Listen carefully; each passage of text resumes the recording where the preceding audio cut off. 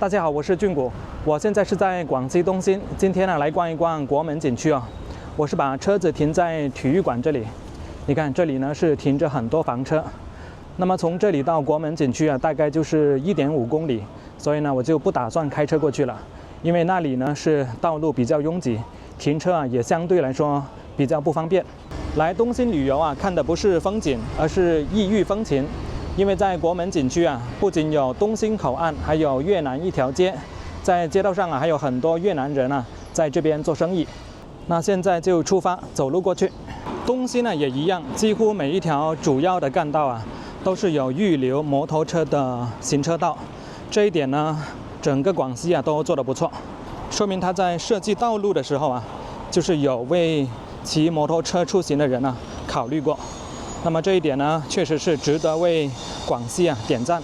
东兴国门景区，你看在这里啊有一条游览示意图啊。那我所在的位置呢，应该是在这里啊，马上呢就到中越人民友谊公园了。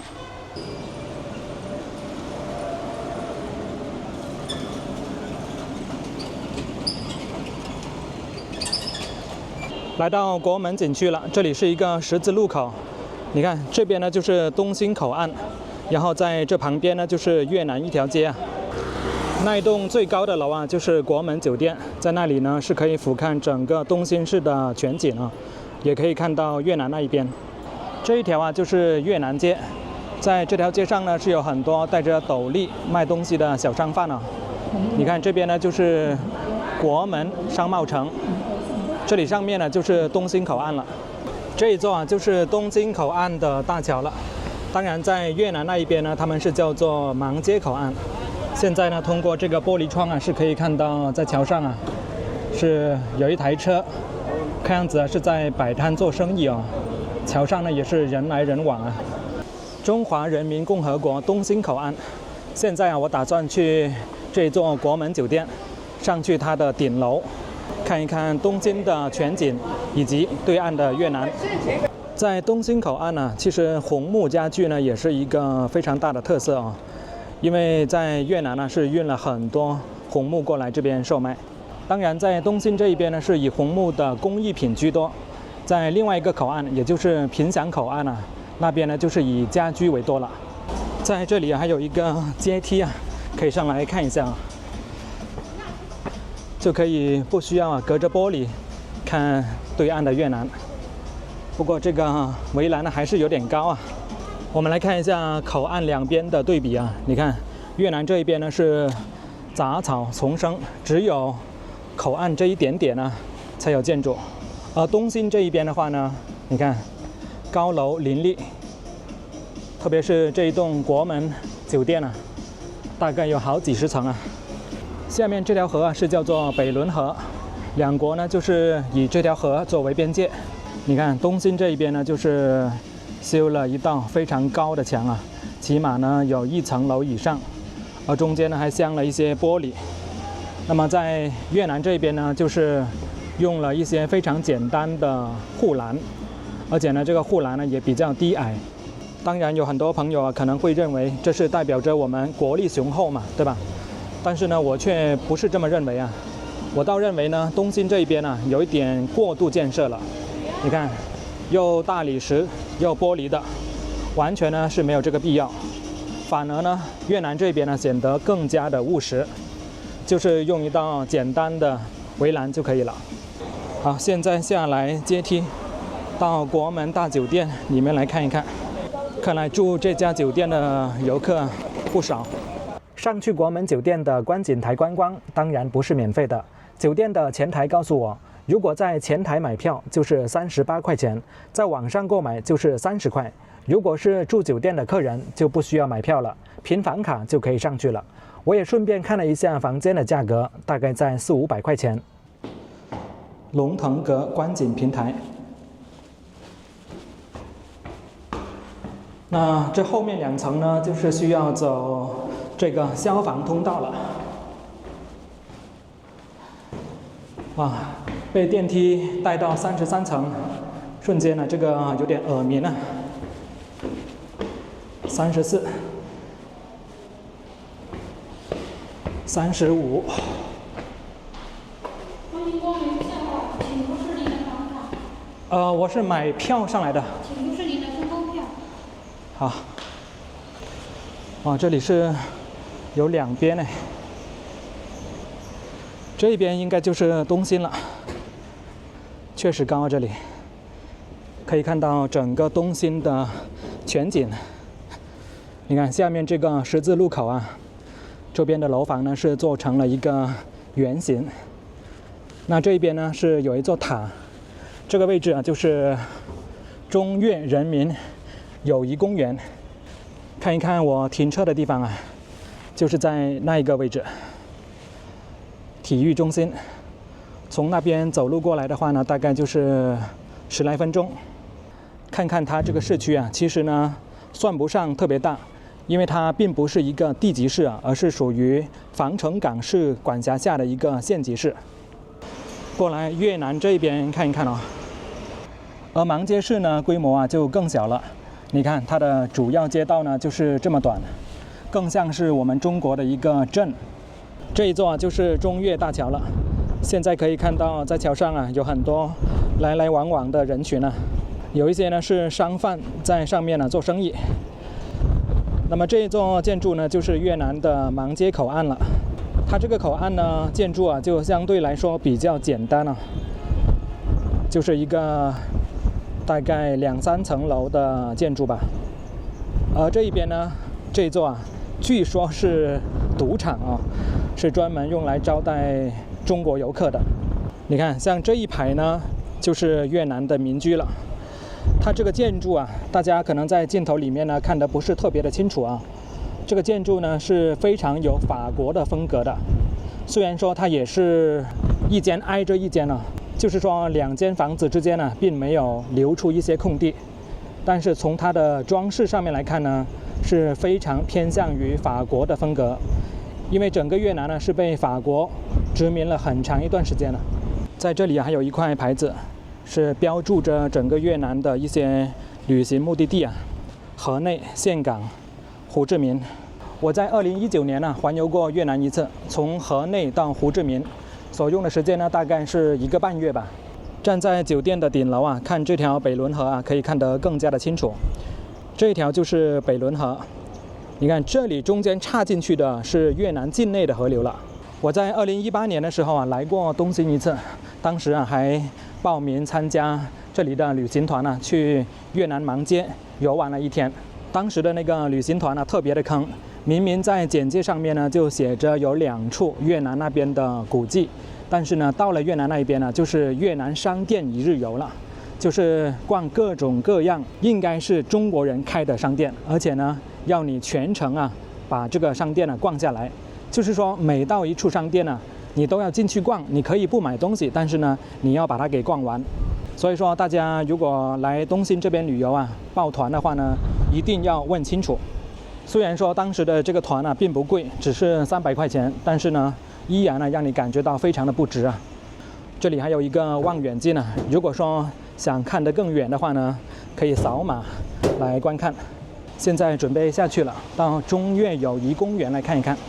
刚刚一路走过来啊，就看到有很多越南的小商贩啊，提着大袋小袋的烟啊，在街边卖。但是据说啊，这些烟呢，大多数啊都是假烟。怎么去验证呢？等一下呢，我们使劲的去砍价就知道了。这旁边呢还有一个温馨提示，你看假烟，各种中华芙蓉王，还有什么荷叶呀之类的。但是呢，还是有很多越南人呢在卖这些烟。这个多少钱一条啊？这个卖给你120。120。中华哦，中华120买得到？酒是棉气店的。啊？酒是棉气店带来。哦。你要越南酱吗？这个越南的。越南酱。哦。你要卖一口越南酱。勾来远金丝。 80一条。有没有？我看一下啊。这个叫什么？这个绿色的叫什么？这个荷花。荷花。这个莲花。啊，莲花。这个扁的中华多少钱呢？这个扁的100。趁有其他人咨询呢，我就赶紧脱身了。大清国5号界碑，中法战争的产物啊，就是这一块了。大清国钦州界知州市李寿同书，跟大清国1号界碑啊是一样的。这是5号界碑，总共呢是有33块这样的界碑啊。我们来看一下另一面，它也是单面的，因为呢它是临河的界碑嘛。如果说是内陆的界碑的话呢，它就是双面的啊。另一面呢就会刻着大越国界碑，西贡拖鞋，人走了，鞋还在。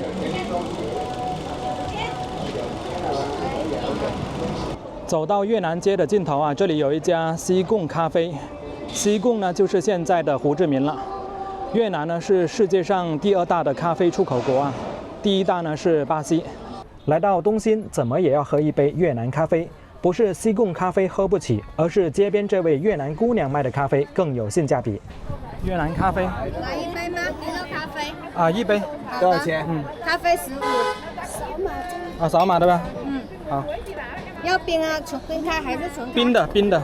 越南滴漏咖啡可以追溯到法国殖民时期，当时法国人将意大利式的咖啡机带到越南，但是这种咖啡机过于昂贵，只有富人才能够品尝。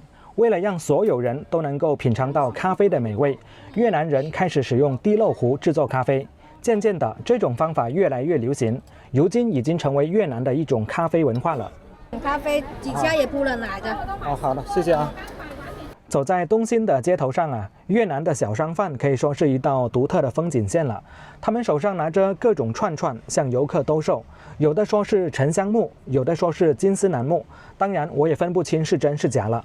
但有一点我敢确定，就是无论他们给你开出什么价，你都可以使劲的砍。有一点值得大家注意，就是你一旦跟他有眼神上的对视，他就会立即走过来向你推销他的商品，而且为了做成生意，他可以跟着你走2条街。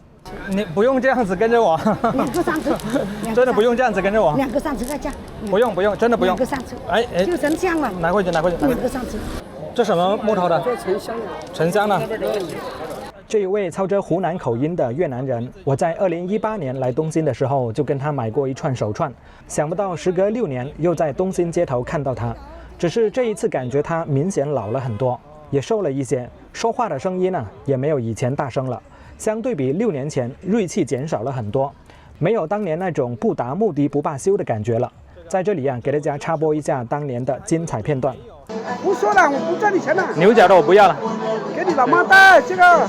只要这一个20，可以吗？可以呀。啊，可以吗？好了，2个试试，2个试试。不是，我只要这一个，20。现在是来到中越友谊公园了，在这里稍微休息一下。刚刚在越南街就看到有很多越南的小商贩是戴着绿色的帽子，因为在咱们中国的文化当中呢，绿色的帽子就不仅仅是帽子那么简单了，它还有另外一层含义，对吧？讲一讲越南绿帽子的由来啊。越南呢，在过去爆发过多次战争啊。以前呢，跟法国人打过，之后呢，又跟美国人也打过，再后来呢，也打过，对吧？所以呢，越南是经历过多次的战事。那么越南呢，也是一个热带国家嘛，有着茂密的丛林，所以呢，绿色的帽子是有利于将自己隐藏在这个树林里面。越南的很多男人都经历过战争，特别是那些年纪大一点的男人所以呢，这种绿色的帽子后来呢就被当作是一种爱国的精神给传承下来。我们再稍微拓展一下这个话题我们中国文化里的绿帽子这个梗到底是怎么一回事？我之前呢也看过一些资料，说的是在古代有一对夫妻是开了一个卖布匹的店铺，2夫妻做生意嘛。然后她老公呢就经常要去外地出差去进货，然后这位妻子呢有时候就觉得有点寂寞了，就和附近的一个男的呢就好上了。那么有一次呢，她老公就出差回来了，回来很长一段时间都没有外出。那她的妻子的相好就有点忍不住了。有一次呢，看到她老公出去了，就以为他是出远门了。就去到她家里，但是没想到她老公很快就回来了，所以说呢，这个事情就差一点暴露了。之后她妻子就想到一个办法，就用绿色的布料给她老公做了一顶帽子，就是每当她老公啊要去外地出远门的时候呢，就让她戴着这顶帽子出去，就是给她的相好啊一个暗示，就是每当她看到她老公啊戴着绿色的帽子出去的话呢，就是代表她出远门了，可以放心的去她家了。这个事情呢后来啊就被传开了嘛，所以呢就变成了一个梗了。但是在越南的文化当中啊，它是没有这个梗的，所以呢，在越南呢，随处可以看到这种绿色的帽子或者说是头盔。最后呢，吃一碗非常有代表性的越南鸡肉粉啊，越南传统鸡肉粉，鸡肉粉13块钱。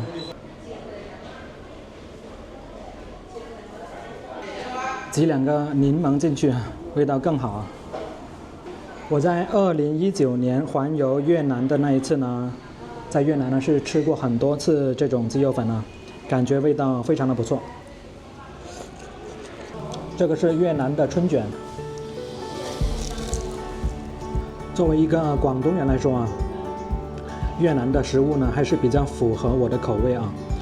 虽然不敢说符合所有的广东人，但是起码符合我，因为它清淡得来呢，又比较有滋味。